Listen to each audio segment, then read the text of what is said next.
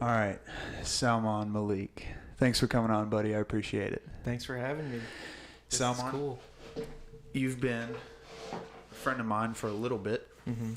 but I've wanted to give you the opportunity to talk about yourself and to kind of tell your story because I think it's important.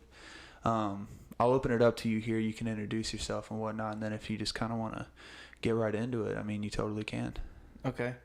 So you said like just tell my story basically. Absolutely. So I'm Salman.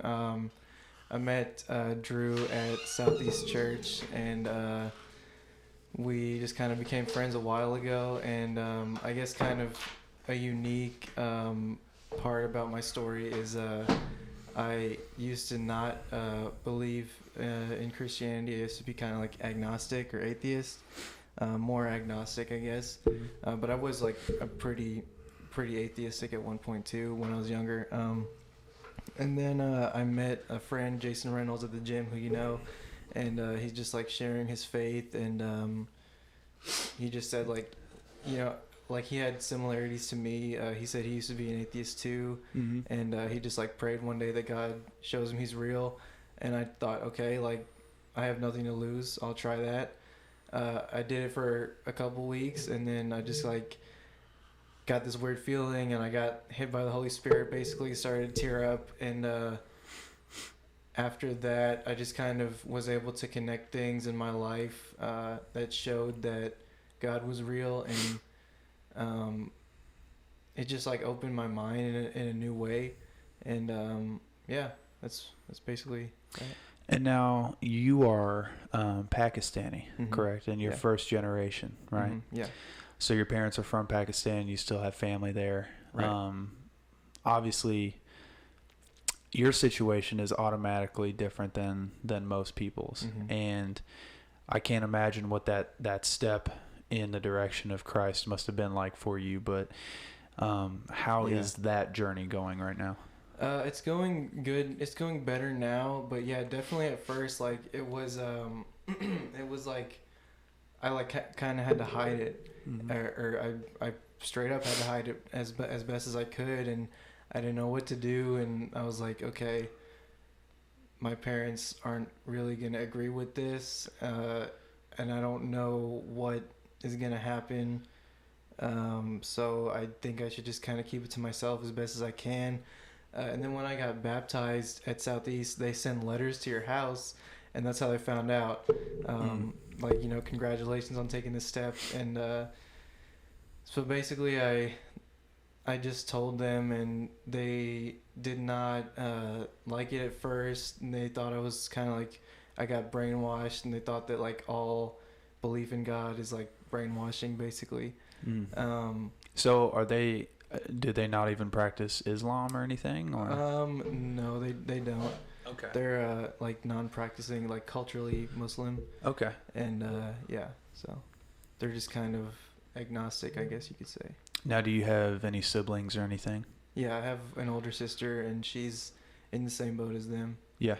Yeah. So, what are the conversations like at the house? Is it still kind of an issue, or is everyone kind of just come to terms with it, or? So, at first it was much more of an issue, and I just didn't want to bring it up at all. Yeah. But yeah, it's definitely improved now. And I'm able to just like have conversations with them about, you know, it's not as just simple as they think it is, and it's not, you know, it's not like you believe it for no reason whatsoever, which is kind of what they think. And there are like logical facts you can point to. There's historical evidence of Jesus, you know, performing his miracles, and even of the resurrection.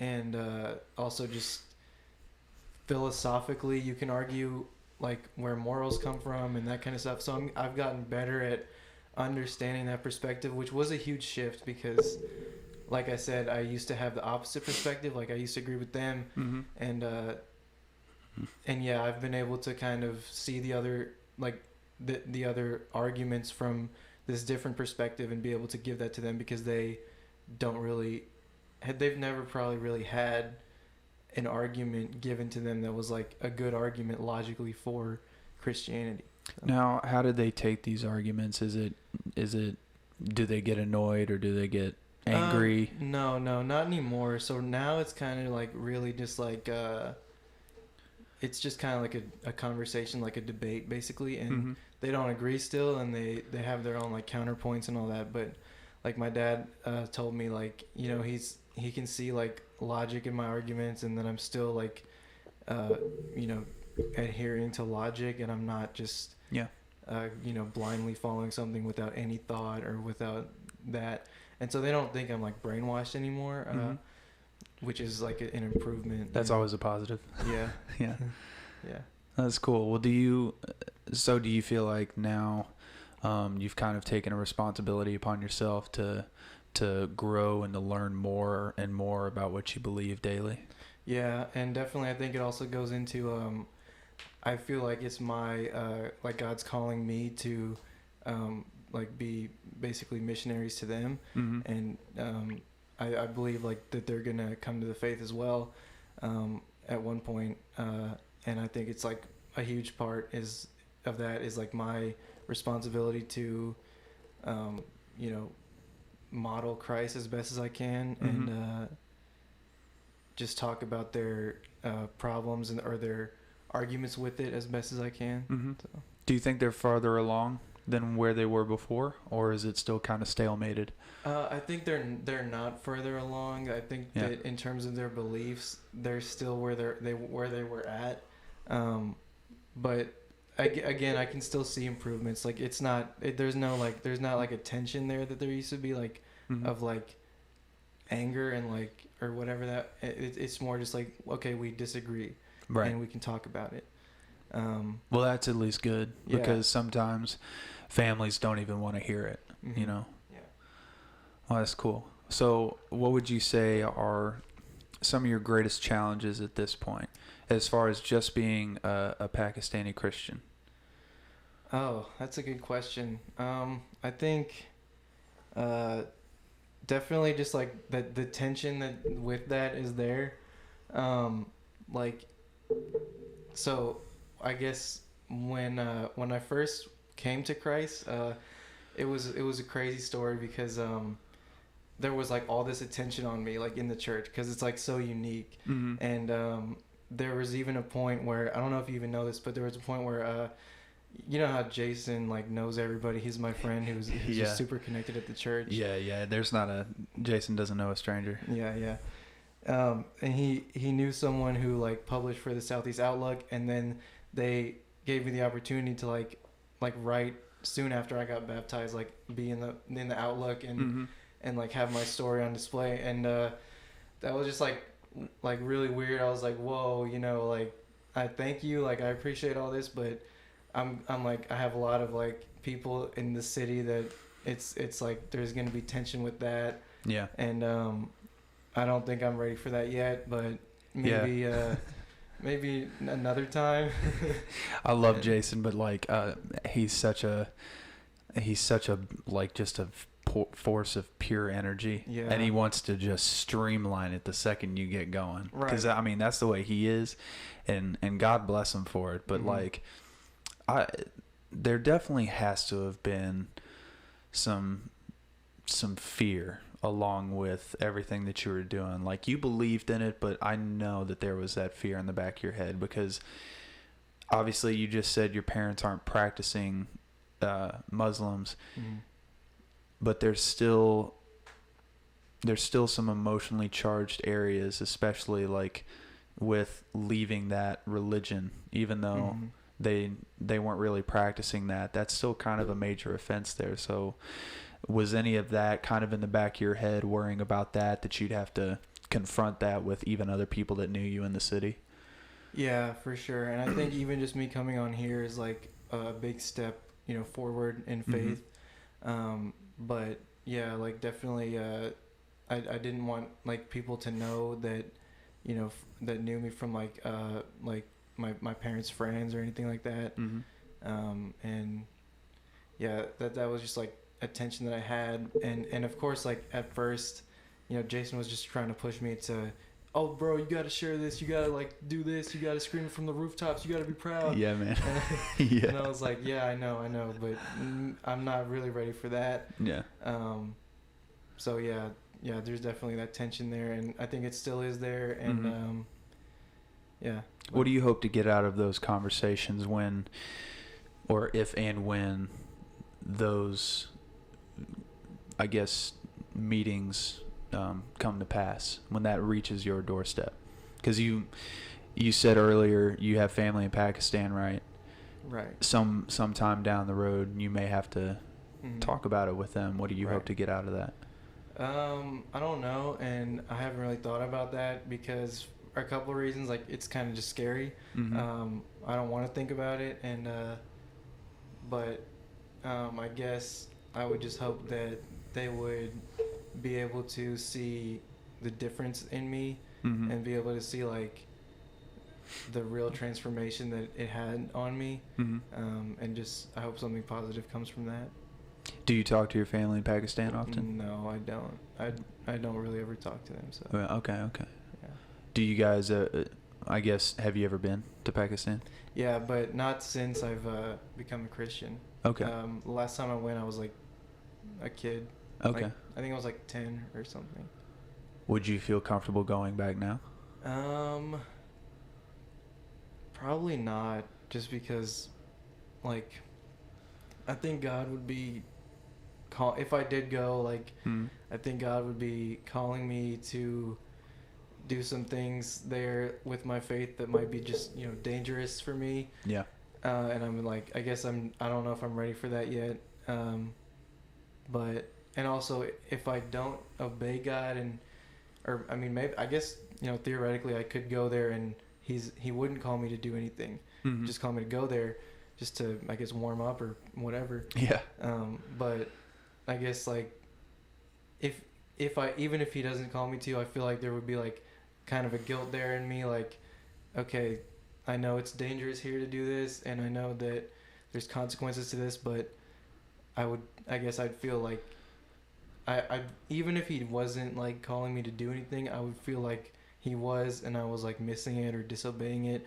So yeah. I think I just kind of need to get to a different point with that, just on my own before I can go there and think about doing that. Do you feel like any further education needs to happen before you would do something like that too? Like education about Christianity or? Yeah, do you feel pretty solid in like what you know right now, or do you?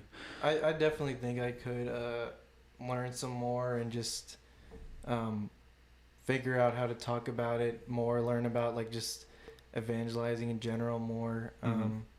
Yeah, and especially because I've never really done it in that way, and I don't know what the common responses are. So yeah, I guess I would definitely want to learn more before I do that. About that. Do you feel like God's given you a mission for anything lately, or do you kind of just feel like it's just you and his relationship right now? I think I'm still in a point where it's just me and his relationship. I think that I'm still just learning like who God is personally, instead of just like, hearing about it. Because in terms of hearing about it, like, we all know like the right answers. But I think, you have to have that personal relationship and learn what he's like from him. And I think I'm still growing in that and learning more about that, because but yeah, like once I do get, I feel like once I get in a good point with that, where like I feel like me and God are just like clicking, I think that definitely like everything else will become easier with this, like talking to anyone about my faith, traveling and speaking about it. I think it all comes with just the relationship, which is, I'm still working on that and improving that now, and then on the other hand of that, it's like, well, what's the end goal? Like, there's never like the end of your relationship improving. Right. But I don't know. I guess I'm still figuring all that stuff out. Yeah, because, in the Bible, they say, be baptized and believe, right? But then also part 2 is go and make disciples of all nations, right? Right.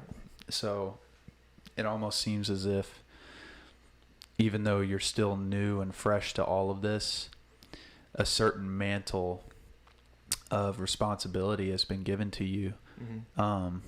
Because, I mean, not gonna lie, we're one of the biggest mega churches in the nation, but you're the only Pakistani guy that I know, man.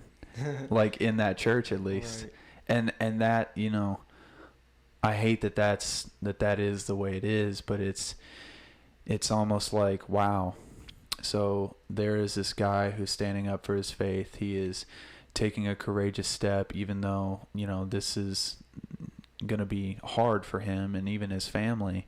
Right. But he is, I mean, as of right now, one of the only guys of his original culture to kind of do this. And I mean, I'm not saying the world's on your shoulders by any means, but it's like, wow, for somebody to be the first man to land on the moon here is, in a sense, like you're kind of the guy.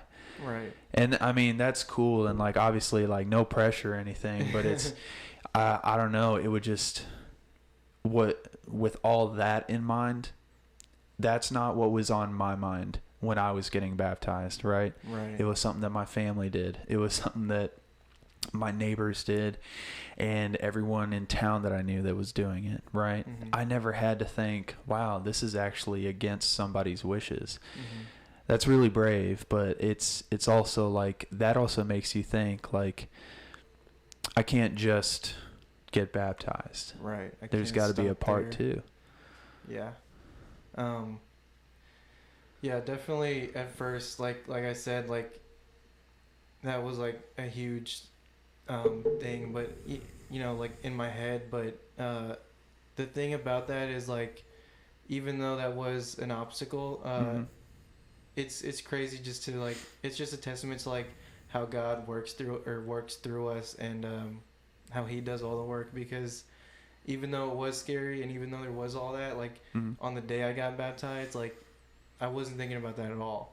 And I'm not like a super brave person on my own. I don't, like, stand up for things a whole lot on my own, and I didn't even think about it, like, as being brave. And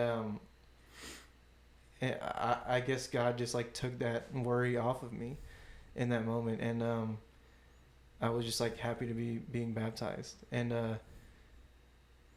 I guess it kind of, afterwards, I kind of was like, okay, now this is something I have to deal with. But yeah, it wasn't a problem in the moment. Yeah. Nice. Has your family ever come to church with you? Yeah, my dad came once.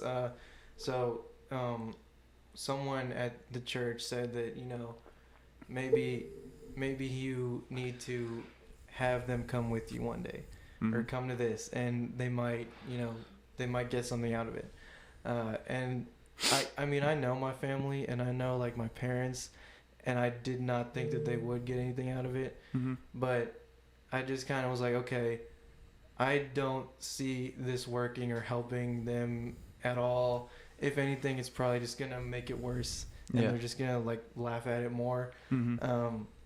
But I just thought that, like, well, what if I'm wrong? Like, I can't. What if this is, like, the opportunity that, like, they do get something out of it? Like, I can't see that happening, but what if, like, it happens beyond something I can see happening? Right. So I did that. It was the Easter experience. Someone told me to invite my dad to. So I went to the Easter experience with my dad, which is, like, you know, they have, like, the cross, and you know what? Now that I think about it, I think I did see you and your dad there. I mean, yeah, he met some of the people from the college age ministry. Cool. And you might have been one of them. I don't remember. Yeah. But yeah. Did he enjoy that though? He thought it was nice and, like, a good thing, just like a nice display or whatever. But it didn't, like, convict him or make him believe anything different. Which, again, I didn't expect that. Right. But, you know, I guess it was just like a lesson for me of, like, just being obedient. Yeah. I think, you know, different things capture different people's minds and stuff like that. And, you know, something like that could capture a lot of people's eyes and everything and really make them think. But to other people, sometimes, like, even to me, sometimes it can kind of seem like a production almost. Yeah. And I know, like, I feel like your dad was probably searching for something, not like a little bit more intellectual, but, you know, something Yeah. along the lines of that, right? Yeah, for sure. Like, he's definitely like an analytical, logical type of person, and Yeah. that's like why, and I am too. So like that's why my main thing with him is like just having logical debates about it. Mm-hmm. What do you guys debate on mostly? So mostly, I think this is just because I have I've kind of have this argument down in my head the best, Mm-hmm. but like morality and like where morality comes from. Yeah. Because you know, if you don't believe that there's a God, then morality becomes subjective because a culture and a society and the laws of that land determine, you know, what's right and what if the society's wrong, and that's happened in the past. That is so true. Yeah, and you know, like one of the examples that I give, or here's one of the best examples that I use is like the Spartan military was like the strongest military in history. Yeah. But you know, they had to pay a price to get that. Right. So when children were like 8 years old, they would like rape children, like rape boys, and they would do this thing where they literally throw them in the wilderness with wolves. Yeah. And if they survive, then they become in the Spartan military. Jeez. So in that society, in that time, no one thought it was bad because it was what the law was, it was what society was, and the parents were proud to send their children there. Yeah. And when they got out, they were proud that they're in the military. And then when they fought other people, it was no contest. They destroyed everybody. Yeah. And so like there were some injustices there with how they treated children, but they didn't see it like that. Right.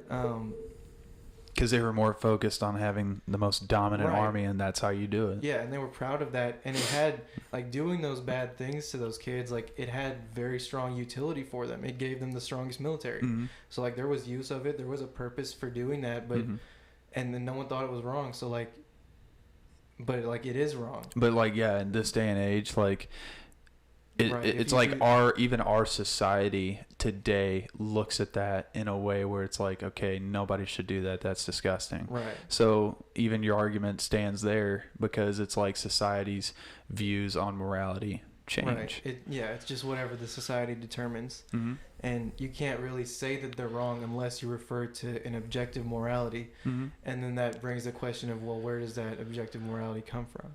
Yeah, so I guess right now then you are debating with your dad, like, even the existence of that authority. Right. Like, even the existence of God, right? Is that what he's kind of wrapping his head around? Kind of, but also, like, he does believe that there is some kind of higher power, but he doesn't necessarily believe that it's like a power that cares about us or even is involved in our lives.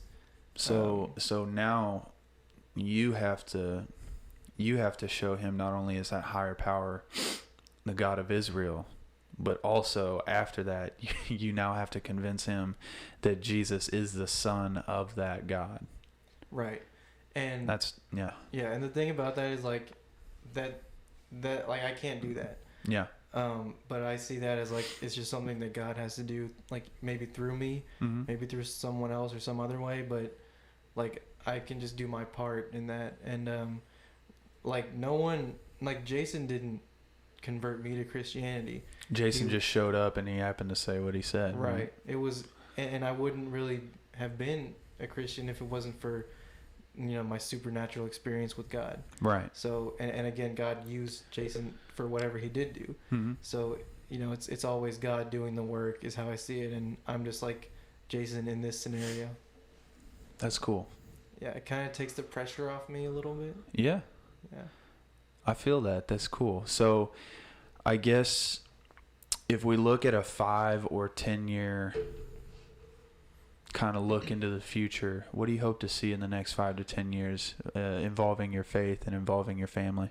I guess obviously just like me personally improving in my faith, which is everyone, I guess, and I don't know exactly what that'll look like. I think just like me just having enough experience with God and to know that everything is about him, and he's bigger than all other problems. And then of course, obviously with my family, I mean, I'd like to just see them saved as soon as possible. So 5 years tomorrow, Right. as soon as it can happen. Like I'm always trying to do whatever I can to make that happen, and just having faith that it'll happen one day, which I do believe it'll happen one day. And I mean, as soon as possible, again, the better. But whenever it happens, it's going to be according to God's plan. Nice. Yeah. Cool. Well, Salman, I think this has been a fantastic podcast to get a look into your life and everything. Yeah. I like to do this thing near the end where I start to ask some rapid fire questions. You can answer them however you want, but I'm going to kind of spit it off a little bit. Okay. So like just short answers? You can answer them however you want. Okay. These are just like answer or questions that I always ask like my guests like at the end, right? Questions every time? Yeah, yeah. Okay. All right, you ready? Yeah. All right. What is your favorite movie or your top 3 favorite movies? Okay. So that's a good question. And you can go all over the place with this. There doesn't have to be a right answer. So when I was younger, I was really into like movies, and just I just like watched a bunch of older movies, and just I was like, whichever movies like won a lot of awards, they used to be the best ones. Which I think it's kind of changing now, but the one that I liked the most like of older movies was this movie called The Deer Hunter. I don't know if you've heard of it. It has Robert De Niro in it. Oh my gosh, that's an intense movie. Yeah, it was intense, but I used to like that kind of stuff. I don't know if I'd say it's still my favorite though. You said as a kid you would watch these movies, and you said Deer Hunter. Not a super young kid. I meant like I was like 16. I was imagining like a 5-year-old kid in his parents' living room watching Deer Hunter. I thought that's what you meant. Yeah. I'm like, wait a second. What are you doing? Yeah, I was a young adult, I guess you could say. Okay, all right. Yeah, or a younger adult. Deer Hunter. Deer Hunter's a good movie. Cool. Mm-hmm. And honestly, like, so like The Godfather, obviously that's a super big one. And I said I liked it back then, but I kind of was just saying that I still like it, but I think I was kind of just saying that because it's like super popular. Yeah. And now that I kind of look at it myself more, I'm like, okay. I mean, I haven't even seen it in forever, but I still like it, but it's not really one of my favorites anymore. I mean, truth be told, I love The Godfather. I think it's really cool, but I think Goodfellas is better, to be honest. Have you seen that one? Yeah, I have seen that. I really like that, but that one's newer, so like it appealed to like a newer style more. Yeah, and it was just kind of like it made you like really want to be that. Like The Godfather was kind of like, that guy's cool, but I could never be that guy. It was like Goodfellas was like, oh, I could be that guy. And that makes me want to be that guy. Right. Any other movies? I can't think of any right now. So I guess like the most recent one that I really liked was Get Out. Yes. I thought, that was just like super creative, and like just the message behind it and the writing of it. It's one of those movies where like, you know how when you watch it the second time, it like reveals things that you missed the first time because you didn't see the plot twist, and then when you know the plot twist, it like you see the movie differently. Yeah, I think that's like super cool because it like adds value to the movie, because like then you like paying for it twice is like worth it. Yeah, more so than like another movie. Yeah, and I just really like that. And then Jordan Peele's making the newer movie Us that's coming out soon. And is it already out or is it coming out? It's coming out, but I hate horror movies, and Get Out's not like a full horror movie, so like I'm upset because I really like his writing, like his scripts, but I don't know if I'm gonna see Us because that's like a full on horror movie, and I don't know. I think you got to do it though. Because it's more than that. Like, it's going to be way scarier, I bet, but it's going to be more than that, too. It's going to have a message. It's going to have a message, and, like, the writing is going to be, like, super creative for sure. But I'm debating on if I want to see. And the trailer looks super scary. Like, it looks, like, really scary. That part in the trailer where they're all standing at the edge of the driveway, and then they just, like, crawl away. Yeah. Do you remember that part? I think so. I might have tried to repress that memory, but the creepiest part of the trailer was just like the woman, like just the evil version of her like laughing. Oh, like Yeah, that just like freaked me out. I don't know why. Like that's like the scariest thing I've seen in a while. Just picture her as the girl from Black Panther, the princess, not the princess. Yeah. She was T'Challa's like crush or something. Yeah. Yeah. Yeah. Just picture her that way. That might help a little bit. Just a little bit. What's the scariest movie you've ever seen? Oh. I saw The Conjuring. I never really watched scary movies because trailers from them and like whatever bits and pieces I do see is just like too much for me. I guess if you want to count Get Out as a scary movie, that's obviously going to be my favorite one, but it's not like a horror movie. So yeah. I guess I'd say the only one that this one wasn't that scary, but I saw part of one of like the Chuckies. I don't know which one it was, but I saw part of it. Yeah. And the only reason I could see it was because it wasn't that scary to me. Yeah. Just because that's the only one I could think of, I'll say that's my favorite. Like nowadays, like Chucky definitely kept people up at night when it first came out, but nowadays that movie is goofy. Yeah. But I feel that though. Because just like the special effects are just like a joke now. You're just like, what is that? The blood in one of the scenes, it was like literally like you could tell it was ketchup or something. Oh jeez. I was just like laughing at it. That's hilarious. All right, so what is what's one of your favorite books or your top 3 favorite books? Okay, so the only book I've read recently is 1984 by George Orwell, and I don't know if I'd say it's my favorite because it's crazy that we were just talking about like scary stuff, but that book, it's not like scary, like what is it like about? Supernatural. So dude, it's like crazy. It's like one of those like mind bending things, like kind of like Inception, but like it's about this like off the charts, like insanely like off the charts socialist society. So like basically they like outlaw free thought, so like you can't even think freely. Good Lord. Because like free speech is one thing, but like if they get any evidence, and there's cameras everywhere, microphones everywhere in this country, if they get any evidence that you're like disagreeing with them or thinking freely, then they like capture you and like torture you and stuff. And it's called 1984? Yeah, it was written in 1948, so it was like a future like cautionary tale. They should make a movie about that because that would speak to a lot of people. Yeah, they made a movie about it. Like it's in like an older movie, and I haven't seen it, but I've seen clips of it. But like, so the freakiest part about it is like, they say that like reality only exists in like what you can perceive with your senses, and what everyone agrees on. So if there's like evidence that proves them wrong, like historical evidence, right, they'll destroy it and then command everyone to forget that they saw that evidence. So in effect, they basically control reality, because how can you prove something's wrong if everyone agrees that it's not wrong and there's no evidence that says that it's wrong? So they can make up the laws of physics. Obviously there's nothing supernatural, but whatever they say goes. Like if they say this table's floating, everyone in the room better agree, and like they actually do agree. Like they brainwash you so much, and if you don't see it floating, they portray that as like a problem with your eyes, and like your senses are failing you because they say something is true, it has to be true. So good Lord.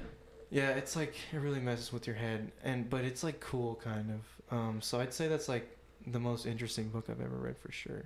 It like really makes you think, and it makes you really grateful that you're not living in that society. I want to get that sucker on tape. Mm-hmm. And crank it out. But any other books?